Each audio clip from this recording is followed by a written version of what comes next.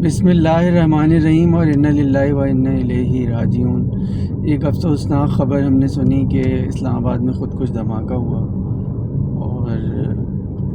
اس کے نتیجے میں بہت سارے لوگ جو ہے وہ اپنے رب کے پاس پہنچ گئے۔ اب یہ آپ جب بھی دیکھیں گے ڈاٹس کنیکٹ ہوں گے کہ یہ اتنا سارا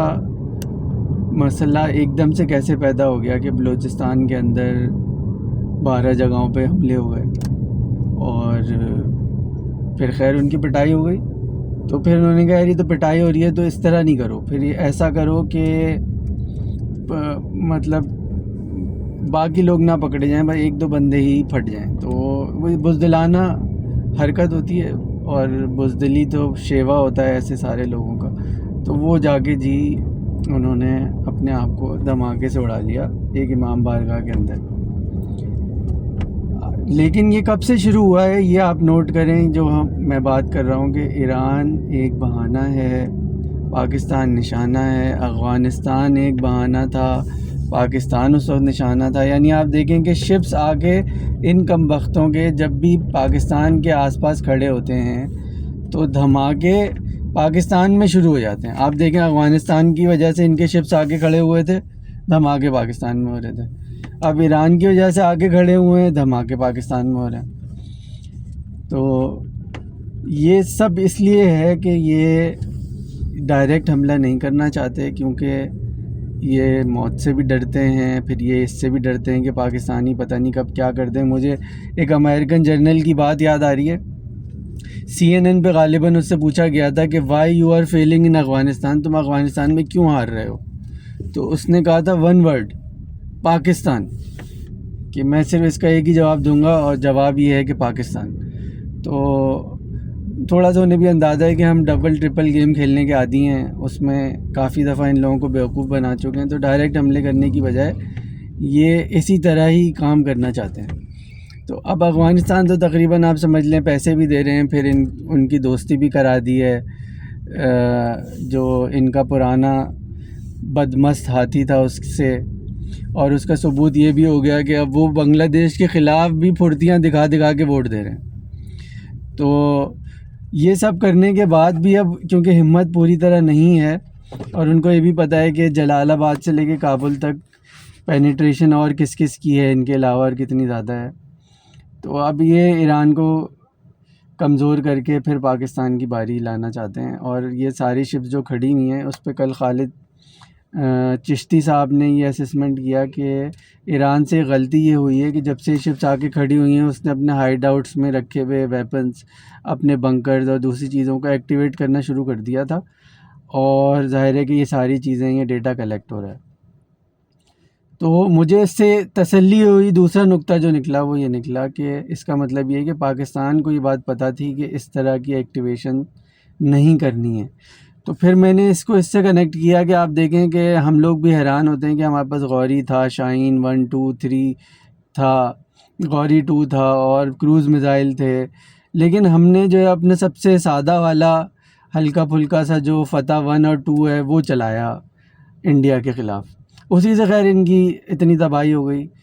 تو لیکن وہ صرف وہی کیوں چلایا؟ تو اندازہ یہ ہوا کہ ہمارے پاس یہ کیلکولیشن تھی کہ ہمیں کتنے ایسٹس دکھانے ہیں اپنے اور کتنے سرپرائز کے طور پہ رکھنے ہیں۔ بہرحال اگر آپ ڈاٹس کنیکٹ کریں تو یہ اس طرح ہے کہ ایران کے اوپر شپس آ کے کھڑے ہوئے، اور شپس کھڑے ہونے کے بعد ہونا ہی چاہیے تھا کہ وہاں پہ ٹینشن شروع ہوتی، تو وہاں تو نیگوسیشن شروع ہو گئی، اور شپس کھڑے ہوتے ہی بلوچستان جو کہ اتنا کلین ہو گیا تھا کہ میں اس کا آئی وٹنس ہوں کہ میں رات کو، جب کہ رات کو ٹریولنگ کا تصور نہیں ہے اور بسز میں تو بالکل نہیں ہے، میں رات کو کچھ عرصے پہلے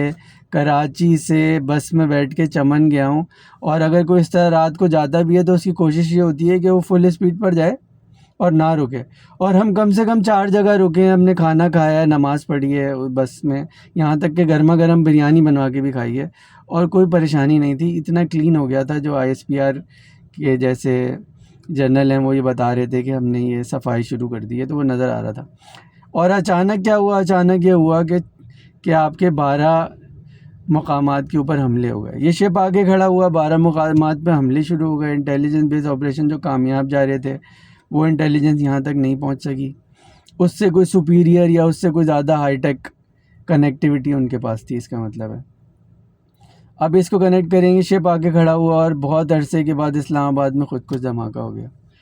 تو آپ اب اس کو ویب کو اس طرح بنائیں گے کہ انڈیا افغانستان کے جو پریزنٹ رجیم کے طالبان ہیں ان کے لوگ اور اسرائیل اور پھر ان کی سپورٹ میں پیچھے کھڑا ہوا امریکہ، یہ ایک سمجھ لیں کہ کوئی عجیب سا شیپ بنتا ہے، ٹرائنگل بھی نہیں کہیں گے اس کو، یہ ہو رہا ہے۔ اور ہمیں ہمیشہ کوشش رہنا چاہیے۔ ہمارے پاس صرف ایک دوسری تسلی یہ ہے کہ پہلے انڈیا کی ٹوٹل جو ذہن تھا وہ ڈائیورٹ ہوا تھا پاکستان پر، پھر ہمارے جو بنگلہ دیش کے بھائی ہیں ان کو احساس ہوا کہ یار ہم کب تک پستے رہیں گے اس حسینہ واجد کے ہاتھوں، مکتی بہانی کے لوگوں کے ہاتھوں، تو ہمیں اب نکلنا چاہیے۔ اور وہ نکلے، اور وہ کیا نکلے کہ انہوں نے ان کو بالکل ہی جڑ سے اکھاڑ کے پھینک دیا۔ اور آپ یہ دیکھیں کہ ایک وقت ظلم کا یہ عالم تھا کہ 60 سال کے بوڑھوں کو انہوں نے پھانسی دی ہے۔ مطلب وہ بوڑھے آپ کا کیا بگاڑ رہے تھے؟ یعنی جن کی شکل دیکھ کے پیار کے علاوہ کچھ نہ آئے، اس کو اس خبیث عورت اور مکتی بہانی اور انڈیا کے ایجنٹوں نے پھانسی دی۔ تو یہ ظلم کب تک ہو سکتا تھا؟ وہ یہ نا کہ ظلم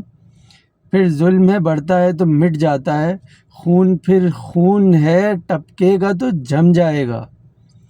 تو وہ واقعی میں وہ ان کی وادیوں میں گلیوں میں نہ صرف جم گیا بلکہ اس کی خوشبو سے انقلاب آنا شروع ہو گیا۔ تو اب انڈیا چار طرف ڈائیورٹ ہو گیا ہے، اس وجہ سے ہمیں اپنے اس بارڈر کے اوپر بہت سارا سکون مل گیا۔ تو ہوتا یہ ہے کہ خدا کے نظام میں آپ کو اسپیس ملتی رہتی ہے اگر آپ جد و جہد کرتے رہیں۔ انڈیا افغانستان میں انفلوئنس بڑھانا شروع ہوا تو انڈیا کا انفلوئنس ہمارے ایسٹرن بارڈر سے کم ہو گیا، وہاں سے ان کو لداخ میں پٹائی شروع ہو گئی، 7 سسٹر نے بغاوت کرنی شروع کر دی، اور خالصتان کا ریفرینڈم انٹرنیشنلی شروع ہو گیا۔ اور سونے پہ سہاگا یہ کہ جو بنگلہ دیش جو بیسکلی بے آف بنگال کا گارڈین ہے، جس کے اندر ایک کینسر کو یہ لوگ پال رہے تھے، اور ایسا لگتا تھا کہ اب یہ کینسر بنگلہ دیش کی جان لے لے گا، بنگلہ دیش کے غیور ہمارے بھائیوں نے اس کینسر کو نکال کے باہر پھینک دیا۔ یعنی کہ یہ پہلے دفعہ ہوتا یہ ہے کہ آپ کو کینسر کا علاج کروا کے کینسر نکالنا پڑتا ہے۔ پہلی دفعہ یہ ہوا کہ جو کینسر نما خاتون تھیں یہ خود اپنے مدر کینسر یعنی انڈیا کی طرف بھاگ گئیں، تو یہ بہترین کام ہوا۔ مر جاتی تو اور اچھا تھا، کہ وہ کہتے ہیں نا کہ اے فسادات کی ماری ہوئی غلیظ عورت، یہ کس کے ہاتھ میں بیچ دی تو نے اپنی غیرت، تو فسادات میں مر جاتی تو اچھا ہوتا۔ تو یہ شاعر کہتا ہے، ظاہر ہے کہ ہمارا ذہن تو یہ ہے کہ بنگلہ دیش کے عوام اور بنگلہ دیش کے جو عدالتیں ہیں وہ اس کا فیصلہ کریں۔ تو بہرحال یہ ڈاٹس اس طرح کنیکٹ ہو رہے ہیں کہ میں پھر کہوں گا کہ پاکستان نشانہ ہے، پاکستان نشانہ ہے، ایران بھی ایک بہانہ تھا، افغانستان بھی ایک بہانہ تھا، اب دوبارہ ایران ایک بہانہ ہے اور پاکستان نشانہ ہے۔ میرا ایک آرٹیکل اسی حوالے سے آیا تھا اور وہ میرے خیال میں اس کو دیکھنا پڑے گا کس اخبار میں چھپا تھا۔ اس میں جب پچھلی دفعہ ایران پہ حملہ ہوا تھا تب بھی میں نے یہ بات کی تھی کہ پاکستان کو ہی واچ کرنا پڑے گا کہ ہمارے رسپانس کو مانیٹر کر رہے ہوں گے وہ لوگ، کیونکہ اس ترنے والے سے آگے بڑھ کے جو ایک ہانی چٹانی دیوار کھڑی ہوئی ہے جس کو ہم نے اب بنیاد مرصوص بنانے کی کوشش کرنی ہے، وہ اب ان کا نیکسٹ ٹارگٹ ہے۔